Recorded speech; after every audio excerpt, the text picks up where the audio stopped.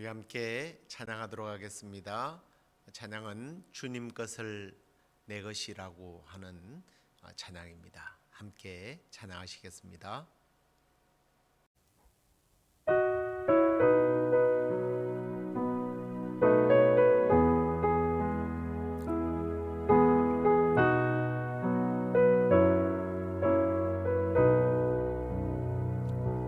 주님 것을 내 것이라고 고집하며 살아왔네. 금은보화 자녀들까지 주님 것을 내 것이라. 아버지여, 철없는 종을 용서하여 주옵소서. 맡긴 사명, 맡긴 재물을 주를 위해 쓰렵니다. 천한 이 몸 내 것이라고 주의 일을 멀리 했네. 주신 이도 주님이시요, 쓰신 이도 주님이라. 아버지여, 불충한 종을 용서하여 주옵소서. 세상 유혹 다 멀리하고 주의 일만 하렵니다.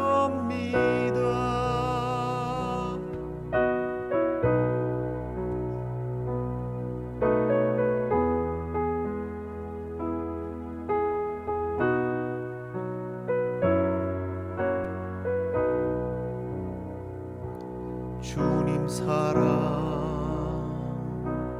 받기만 하고 감사할 줄 몰랐었네. 주님 말씀 듣기만 하고 실행하지 못했었네. 아버지여, 연약한 종을 용서하여 주옵소서. 주님 명령 순종하면서 주를 위해 살렵니다.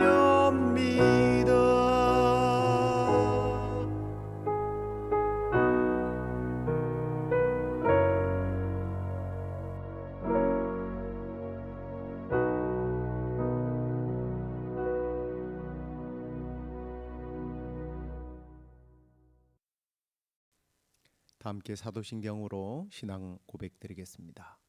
전능하사 천지를 만드신 하나님 아버지를 내가 믿사오며 그 외아들 우리 주 예수 그리스도를 믿사오니 이는 성령으로 잉태하사 동정녀 마리아에게 나시고 본디오 빌라도에게 고난을 받으사 십자가에 못 박혀 죽으시고 장사한 지 사흘 만에 죽은 자 가운데서 다시 살아나시며 하늘에 오르사 전능하신 하나님 우편에 앉아 계시다가 저리로서 산자와 죽은 자를 심판하러 오시리라.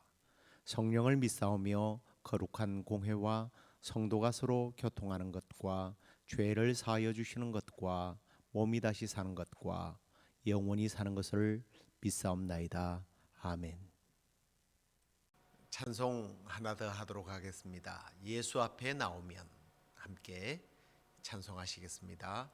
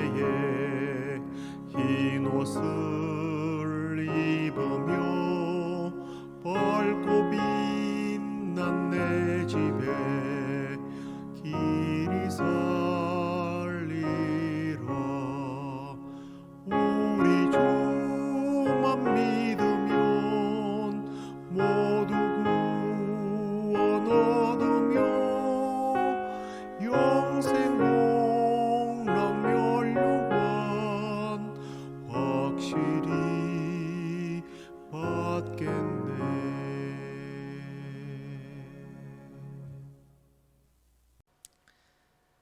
하나님 말씀 보시겠습니다. 출애굽기 20장 17절과 누가복음 12장 15절 말씀입니다. 내 이웃의 집을 탐내지 말라. 내 이웃의 아내나 그의 남종이나 그의 여종이나 그의 소나 그의 나귀나 무릇 내 이웃의 소유를 탐내지 말라. 누가복음 12장 15절입니다. 그들에게 이르시되 삼가 모든 탐심을 물리시라. 사람의 생명이 그 소유에 넉넉한 데 있지 아니하니라 하시고. 아멘. 자, 오늘은 하이델베르크 제 44주일 선언 내용을 함께 나누도록 하겠습니다. 먼저 질문을 보실까요? 제 10계명, 10번째 계명, 내 이웃의 집을 탐내지 말지니라는 우리에게 무엇을 가르칩니까? 네, 하나님의 계명, 어느 것에도 어긋나는 생각이나 욕망을 추워도 마음에 품지 말라는 것입니다. 오히려 우리의 온 마음을 다하여 죄를 항상 미워하고 옳은 것은 무엇이라도 즐거워해야 합니다. 그 다음에 114번째 문제 보십시오. 하나님께로 회개하고 돌아온 사람들은 이 모든 계명을 완전하게 지킬 수 있습니까? 예, 대답입니다. 아닙니다. 이 세상에서는 가장 거룩한 사람일지라도 아주 조그마한 순종을 시작할 뿐입니다. 그럼에도 불구하고 하나님의 백성들은 하나님의 계명의 일부가 아니라 전부를 지키기 위하여 진정으로 살기 시작해야 합니다. 113번째 문제는 10계명에 관한 거니까 잠시 설명하도록 하고요. 114번째 문제, 모든 사람들이 완벽하게 회개한 사람이, 하나님을 믿는 사람이 완벽하게 율법을 지킬 수 있느냐는 겁니다. 여러분, 율법을 완벽하게 지킬 수 있다면 예수님이 왜 오셨겠어요? 우리가 완벽하게 지키지 못하기 때문에 예수님 오셨는데, 그럼에도 불구하고 또 우리는 한편으로는 최선을 다해서 우리가 이런 법들을 지키려고 또 노력하는 것이 당연한 거죠. 이제 15번째 문제를 보십시오. 아무도 이 세상에서 10계명을 완전하게 지킬 수 없다면 왜 하나님께서는 10계명을 지킬 것을 엄히 명령하셨습니까? 그 이유는요, 첫 번째, 우리가 살면 살수록 더욱더 우리의 죄성을 깨닫게 되고 죄 용서와 의로움을 덧입기 위해서 더욱더 전심으로 그리스도를 바라보게 됩니다. 두 번째로는 현재 생애를 지나 우리의 목적지인 완전함에 이르기까지 우리가 하나님의 형상을 따라서 더욱 새로워지도록 성령의 은혜를 위하여 하나님께 기도하기를 그치지 않고 충실하게 살기를 그치지 않도록 인도하기 위함입니다. 예. 자, 이제 이 마지막 계명, 10번째 계명은 탐심에 대한 것인데요. 이 10번째 계명은 10계명의 결론과 동시에 또 이웃에 대한 마지막 계명이기도 합니다. 이 10번째 계명은 이웃이 가진 것을 탐하지 말라고 하는 계명이죠. 여기서 이제 우리가 남의 것을 탐한다라고 하는 것은 이게 이제 욕심을 내는 마음입니다. 이걸 우리는 이제 탐심이라고 하죠. 지금 내가 가진 것에 대하여 만족하지 못하고 더 가지려고 하는 마음입니다. 욕심이죠. 하나님께서는 나에게 필요한 것을 주셨다는 것에 대하여 우리가 감사할 마음이 없고 또 만족하지 못한 불만으로 붙어서 시작되는 이 탐심을 가지지 말라고 하나님께서는 우리에게 말씀하고 계십니다. 그래서 결국 이 탐심은 어떤 의미에서 하나님을 믿지 못하는 불신앙으로부터 시작된다는 사실을 우리가 좀 인지해야 할 것 같습니다. 예수 그리스도를 믿는다고 하기는 하는데 이 욕심이 분에 넘친다면 이건 어쩌면 그 믿음은 거짓된 믿음일 수가 있다라고 하는 거죠. 예수님께서는 우리가 일용할 양식을 구하라고 주기도문에서 가르치신 것은 바로 이웃의 것을 탐하지 말고 나에게 있는 것으로 자족하고 하나님께서 나에게 필요하다고 생각되시면 언제든지 주실 수 있다라고 하는 그런 믿음, 이 확신, 다시 말해서 하나님을 온전히 믿는 이 신앙의 모습이 바로 10번째 계명에 녹아 있습니다. 그리고 하나님이 탐심을 금한 이유는 이 탐심은 무절제한 욕망과 부패한 성향을 가지고 하나님께서 다른 이들에게 주신 기업들을 자기 것으로 빼앗는 범죄 행위이며, 이 범죄 행위는 하나님은 결코 용서하지 않는다는 겁니다. 왜? 하나님을 대적하는 행위이기 때문입니다.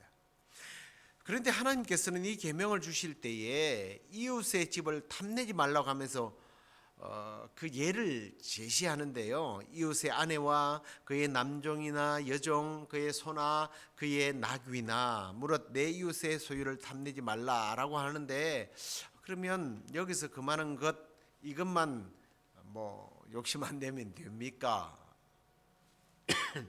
라고 그렇게 되물을 수도 있겠죠.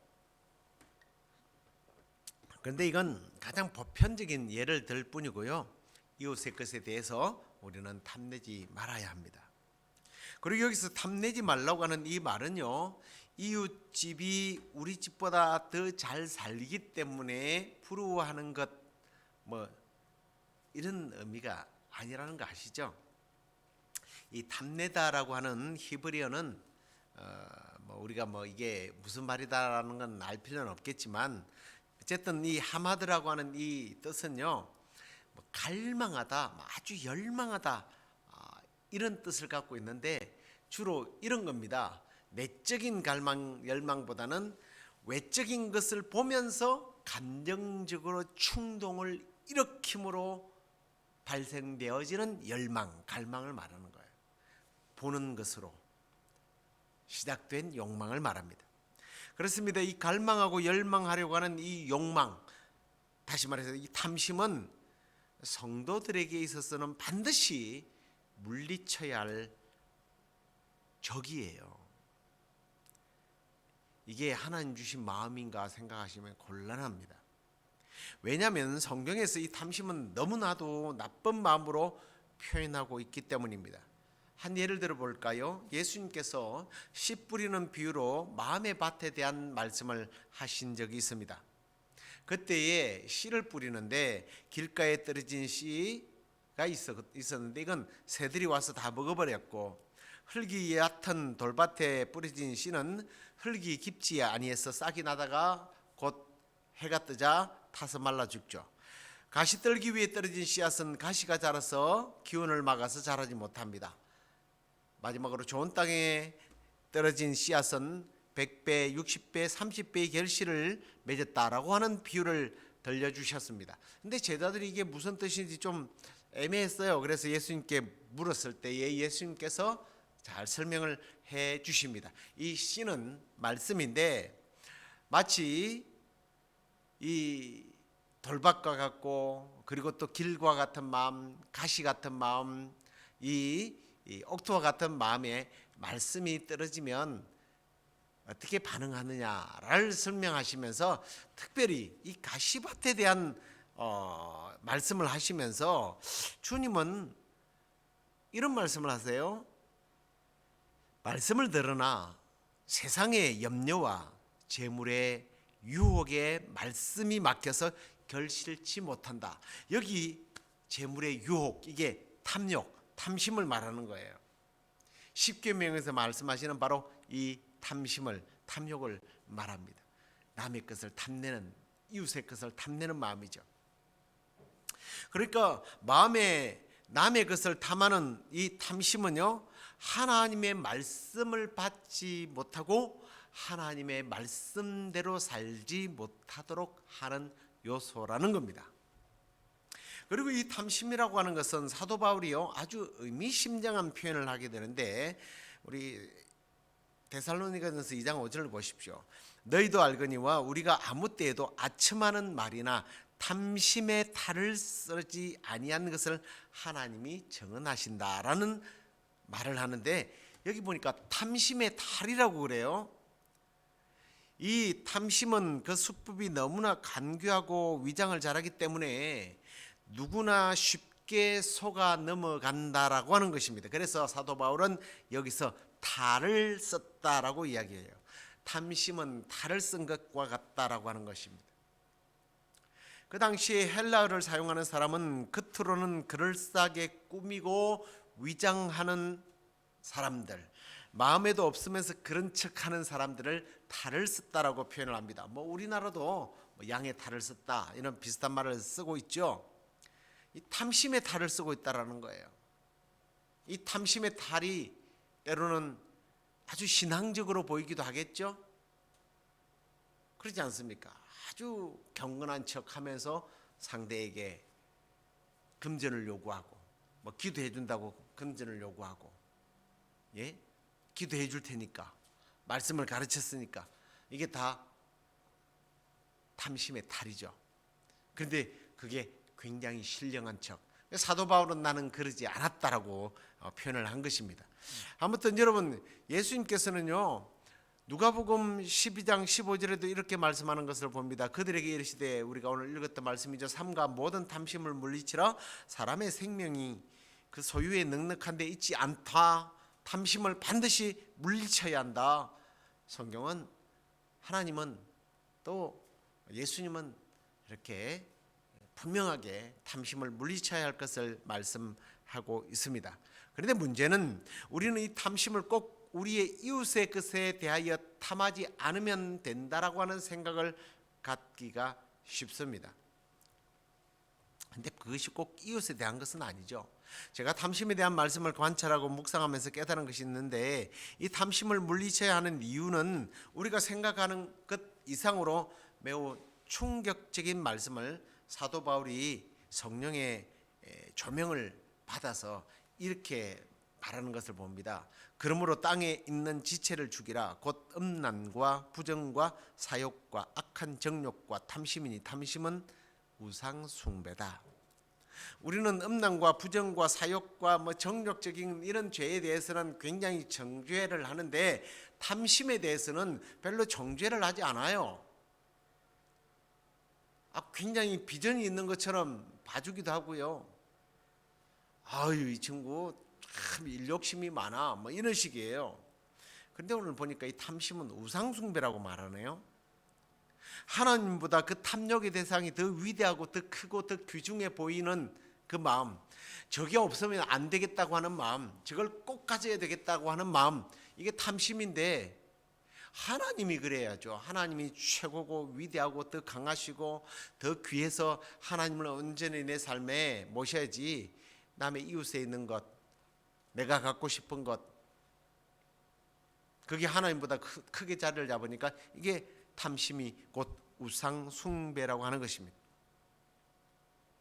그리고 또 우리가 알아야 할 것이 있는데, 남의 것을 탐내는 이것이 단순히 이웃의 것을 탐내는 것 이상이라는 것을 알아야 합니다.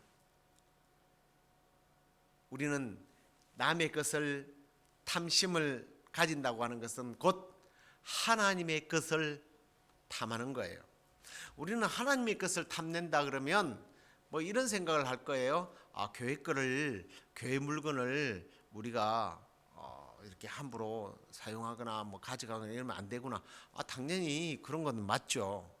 하지만 여러분, 그런 의미가 아니에요. 내가 가진 것, 우리는 누구의 것이라고 말합니까? 10의 1주를 왜 드려요? 모든 것이 하나님의 것이다. 내게 준 것이 다 하나님의 것이다. 그러면 이웃의 것은 누구 거예요? 그 사람 겁니까? 하나님께서 이웃에게 주신 거예요. 그럼 그건 하나님의 것이죠. 이웃의 집의 것을 탐하는 것은 하나님의 것을 탐하는 거예요. 하나님의 것을 뺏는 거라니까요. 내 이웃의 것을 탐하는 것은 하나님의 것을 탐하는 것이다. 굉장히 무서운 얘기 아닙니까? 그래서 탐심이 곧 불신이라고 제가 말씀을 드린 것 같은데요. 하나님의 것을 빼앗으려고 탐욕을 품는 것은 하나님을 대적하는 거니까 하나님을 없다고 생각하는 거예요. 불신이죠. 하나님이 허락한 것을 우리가 얼마나 찬양을 합니까? 나의 모든 것은 하나님의 것입니다. 그렇게 찬양한다면 내 이웃의 것도 하나님의 것이라는 것을 결코 잊지 마십시오.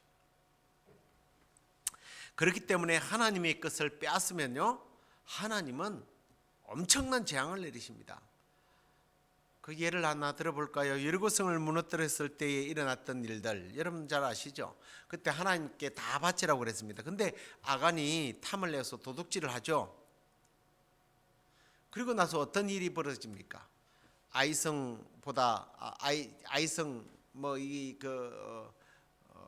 여리고성에 비하면 이건 정말 보잘것없어요.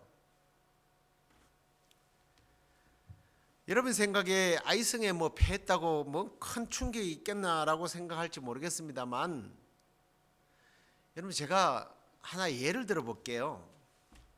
우리나라 축구 대표팀이 브라질과 게임을 했는데 그 일진들이 나가서 싸웠는데요, 1대0으로 이겼어요.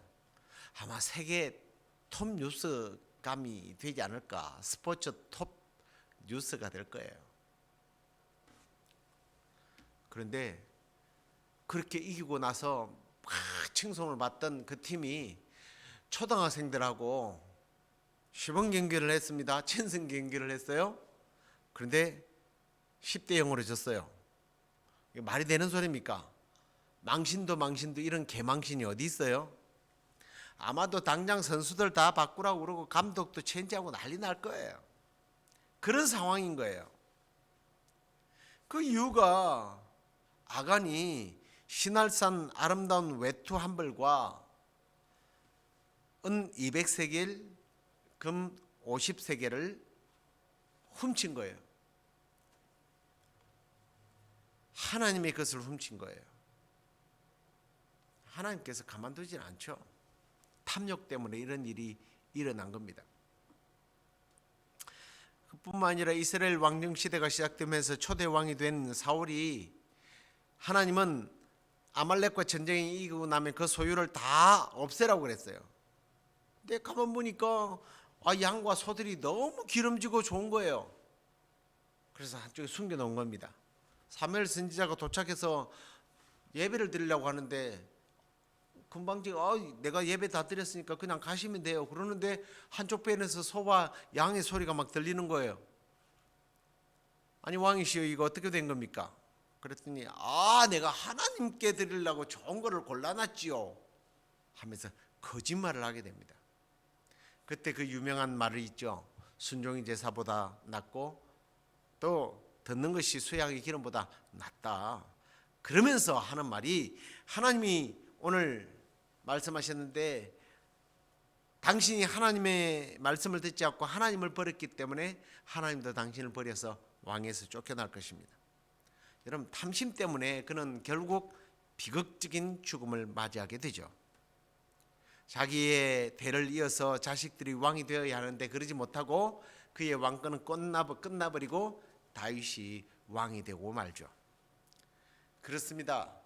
더 가지려고 마음을 먹고 다른 사람의 것을 빼앗고 훔치면, 탐내게 되면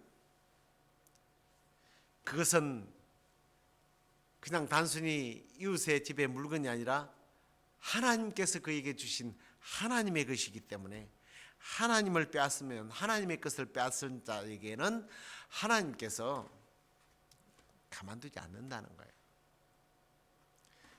여러분, 하나님께서 나에게 좋은 것을 주실 것을 믿습니까? 그걸 믿는다면 탐낼 필요가 없죠. 하나님께서 주실 것을 기다리면 되는 겁니다. 그리고 주신 것에 대해서는 감사하면 되는 거예요. 주실 것에 대해서 기대하고 또 주신 것에 대해서 감사하면서 다른 사람에게도 주신 것에 대해서 축하하고 격려하고, 이게 우리 그리스도인들이 가져야 할 마음인 겁니다. 이런 마음을 가지고 정말 하나님을 높여드리고 또 이웃을 존경하고 아름다운 사회를 만들어 나가는 우리 모두가 되기를 간절히 주의 이름으로 축원합니다. 기도하겠습니다. 하나님, 우리에게 귀한 것을 주셨고 또 이웃에게 귀한 것들을 주신 하나님을 찬양합니다. 하나님, 그러기에 하나님께서는 너의 이웃에 있는 소유에 대해서 탐심을 가지지 말고 너에게 준 것에 대해서 감사하고 타인에 대해서는 축하하고 또 박수 칠 수 있는 그런 마음을 가질 것을 우리에게 말씀하셨는데, 그렇습니다. 주님, 이후로 우리가 탐심이 곧 우상 숭배임을 알고 또 타인의 것이 하나님의 것인 줄로 알고 두렵고 떨리는 마음으로 주님, 우리 안에 생겨나는 탐심의 마음을 물리치고 또 하나님께서 우리에게 주신 것에 대해서, 허락한 것에 대해서 감사함으로 하나님께 찬양 돌려 드리는 그러한 우리의 삶이 되도록 인도해 주옵소서. 하나님, 오늘 이제 권오혁 또 조은혜 집사가 바이러스로 인하여 올리지 못했던 결혼 예배를 부모님들과 또 여러 정인들 앞에서 예배를 드리게 되는데, 하나님, 이 결혼 예식 예배 가운데 함께 하셔서 이 부부들 가운데 복을 내려 주옵소서. 하나님을 기쁘게 섬기며 하나님을 영화롭게 하는 일에 쓰임받는 아들 딸이 되도록 인도해 주옵소서. 하나님, 참 우리 주변에 또 우리 성도들 가운데 연약한 분들이 많습니다. 오늘도 주님, 그 연약한 분들 일일이 찾아가셔서 그 상처나고 아파하고 고통스러워하는 곳에 손을 얹으시고 안수하셔서 깨끗하게 치료해 주시옵소서. 또 내일 예배를 우리가 기대합니다. 그 예배 가운데 충만하게 임하실 성령을 사모하며 기다립니다. 주께서 함께해 주옵소서. 그렇게 해주시기를 소망하옵고 예수 그리스도의 이름으로 기도드리옵나이다. 아멘. 하늘에 계신 우리 아버지여, 이름이 거룩히 여김을 받으시오며 나라의 임하옵시며 뜻이 하늘에서 이룬 것 같이 땅에서도 이루어지이다. 오늘날 우리에게 일용할 양식을 주옵시고 우리가 우리에게 죄 지은 자를 사하여 준 것 같이 우리 죄를 사하여 주옵시고 우리를 시험에 들게 하지 마옵시고 다만 악에서 구하옵소서. 대개 나라와 권세와 영광이 아버지께 영원히 있사옵나이다. 아멘.